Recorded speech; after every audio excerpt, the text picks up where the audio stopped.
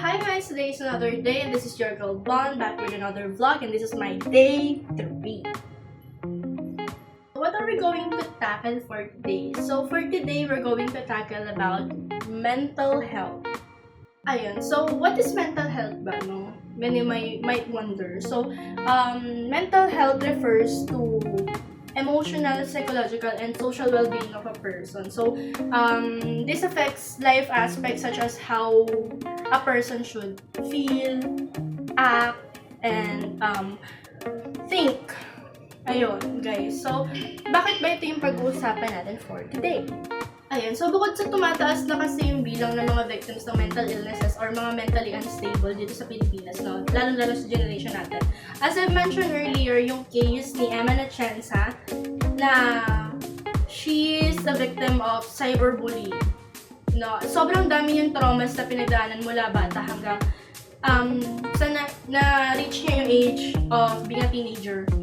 So, nakakalungkot lang na merong mga tao na dumadating sa ganung point no, na hindi na talaga nila kinakaya. Well, hindi rin naman natin sila masisi kasi sabi ko nga sa inyo, there's a lot of traumas and experiences na hindi natin alam na na-experience niya pala. So, when it comes to cyberbullying, guys, syempre sa generation natin ngayon, sobrang dami ng may access sa technology.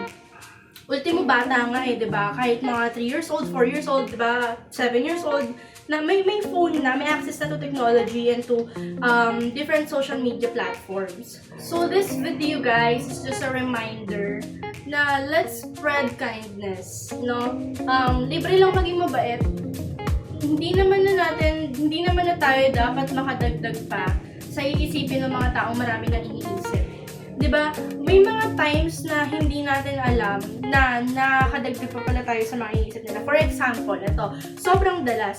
Alam niyo yung 5 seconds rule? Hindi lahat alam ito kasi I still, nakaka-encounter pa rin ako ng mga taong hindi na dapat nila sinasabi yung ganito pero binabanggit man nila. Halimbawa, yung dami mo namang pimples, dapat ganito ginagawa mo, dapat nagaganto ka, dapat inaano mo, dapat... Guys, aware sila. I'm sure nagtitingin yan sila sa salamin bago sila lumabas, makisalamuha sa ibang tao. And aware sila na marami silang pimples and it doesn't, hindi naman sa wala silang ginagawa. Pero alam niyo, yung 5 seconds rule is after 5 seconds, pag may napansin kayo sa kanya na hindi naman kayang baguhin, within 5 seconds, do not say it, guys. Another example, uy, tumaba ka, uy, ang taba mo na. We're aware. Aware, siguro yung sinabihan nyo na, oo, nag-gain ako ng weight. And, hindi nyo sila dapat sinasabi sa kanila yung kasi malamang aware sila. 'Di ba? Hindi natin alam kung bakit ganon yung biglang changes sa katawan nila kasi, ang daming pwede maging reason. Like, for example, halimbawa yung sinabihan mo ng ganon, may PCOS pala. Or, may pinagdadaanan pala siya. 'Di ba? Hindi natin alam. So, alam nyo yun, be mindful kung ano yung sasabihin natin. Dapat, alam na talaga yan yung 5 seconds rule. Hindi mo na dapat sabihin sa kanya kung ano yung dapat alam niya na. Like, I'm sure aware na yung mga yan sa kung ano yung mga pinupoint mo sa katawan nila, sa itsura nila, or whatsoever. Syempre, iba na yun kapag sa attitudes nila. Hindi mo naman din talaga mababago yun in 5 seconds kung paano sila umasta. Pero kung sasabihan mo sila in a polite way kung paano sila dapat umasta or if may mistakes silang nagawa or inasta, diba? Yun pwede siguro. Pero if you're going to say to the person yung mga bagay na hindi naman na mababago within 5 seconds, lalo na when it comes to physical, don't say it. Diba? Ano na lang, parang respeto na lang din sa kanila yun. They are aware, I'm sure. Diba? May mga salamin sa bahay yan, guys. Siguro naman yung mga pinupunan nyo na matataba, hindi naman talaga mataba in the first place. Like, uy, tumaba ka, uy, sobrang taba mo na. Guys, don't say it. No, don't say it. Kasi hindi natin alam kung ano pinagdadaanan nila. As I've mentioned earlier, baka mamaya nag-undergo sila ng hormonal imbalance. Diba? May mga PCOS sila, may mga pinagdadaanan sila. There's a lot of reasons why sila ganun. So, we do not mention it in that way. Siguro kung gusto mo silang, kung concerned ka talaga sa kanila, you can say it this way. Uy, napapansin ko, parang nag-gain ka ng weight lately. Nagpa-check up ka na ba? Nagtry ka na bang pumunta sa or magpa-check sa OB-GYN, sa OB or what?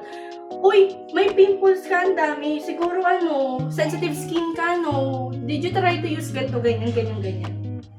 Pero yung sasabihin mo, dahil mong pimple, may paturo pa. Ayan, na-experience ko yan, guys. Wait lang, share ko lang. May kwento ko dyan. This happened a long time ago. Syempre, may pigos kasi ako, guys. Syempre, parang way back after pandemic, kasi doon naging active doon na nagkaroon ng changes sa body ko. Like, tumataba na talaga ako. Tapos kasama kasi dyan, sa hormonal imbalance, yung magbe-breakout ka ng marami sa mukha, yung magsisimula sa noo, kakalat sa mukha, ganyan. Ako, sobrang stress ako kakaisip kasi hindi ko na alam kung anong gagamitin ko. Syempre, aware ako na marami akong pimples na nagbe-breakout yung skin ko. And I'm trying my best na ano bang skincare gagawin ko, ano bang hilamos gagawin ko, ganun. Yung pala, may hormonal imbalance na kasi ako. Like, sa likod ko din, yung mga back knee, sobrang dami ko yun dati, due to hormonal imbalance as well. Tapos, meron akong friend, it's a guy, meron akong friend na, alam mo yun, uy, ba't ganyan yung mukha mo, pinipig na? Like, syempre ako, tawa na lang ako kunwari, pero syempre na-hurt ako.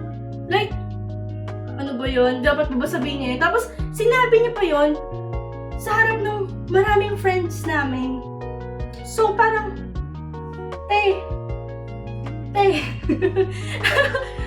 pero ayun, actually, after naman nun, wala. Madami pa rin akong pimples.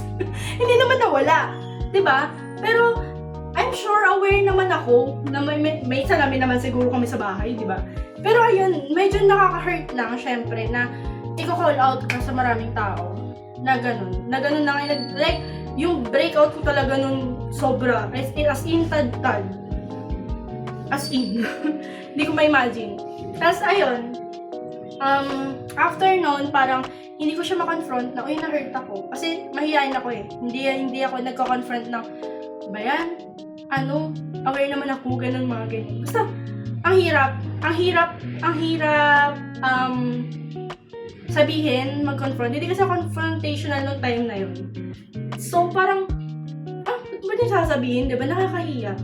So, ayun lang. Parang, yung embarrassment na naramdaman ko, ayoko na rin naman sana maramdaman ng iba. So, guys, bottom line, just be kind. Spread kindness. Diba? Ayun. So, ayun guys. That is just the bottom line of this video. Ang dami ko na share. My God, umabot na ng ilang minuto tong video na to. Pero, ayun, na-enjoy ko kasi parang may kausap lang ako na friends ko, ganon. So, ayun guys. So, till next video. Thank you very much for watching this vid. God bless everyone. Stay safe. No, stay safe everyone and always pray.